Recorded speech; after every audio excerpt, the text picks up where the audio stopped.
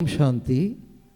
আজকে 26শে মার্চ 2026 আমরা শুনছি সাকার বাংলা মুরলী আজকের মহাবাক্য। এই মহাবাক্যে বাবা বলেছেন, মিষ্টি বাচ্চারা, সঙ্গদোষ থেকে নিজেকে বাঁচিয়ে ঈশ্বরীয় পঠন পাঠনের উপরে সম্পূর্ণ মনোযোগ দাও, তাহলে কোনো ঝড় ঝঞ্ঝা আসতে পারবে না। আজকের মুরলী থেকে প্রশ্ন, কোন একটি বিষয়কে খেয়াল রাখলে তোমাদের জীবন তরি পার হয়ে যাবে? উত্তর, বাবা যথা আজ্ঞা। এইভাবে সর্বদা বাবার হুকুম অনুযায়ী চলতে থাকলে তোমাদের জীবন তরি পার হয়ে যাবে। হুকুম অনুযায়ী যারা চলে তারা মায়ার প্রহার থেকে রক্ষা পায়, তাদের তালা খুলে যেতে থাকে, অপার খুশিতে থাকে। কোনোভাবেই কোনো উল্টো কর্ম তার দ্বারা হয় না। আচ্ছা, মিষ্টি মিষ্টি হারানিধি বাচ্চাদের প্রতি মাতা পিতা বাপদাদার স্মরণের স্নেহসুমন আর সুপ্রভাত।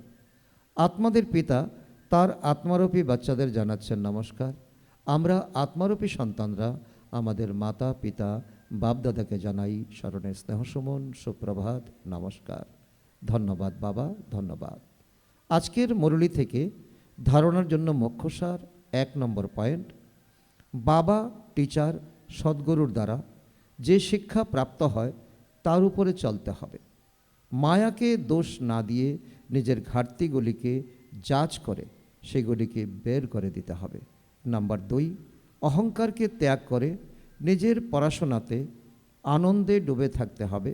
কখনোই অন্যদের থেকে সেবা নেবে না। সঙ্গদোষের থেকে নিজেকে অত্যন্ত সতর্কতার সাথে বাঁচিয়ে চলতে হবে।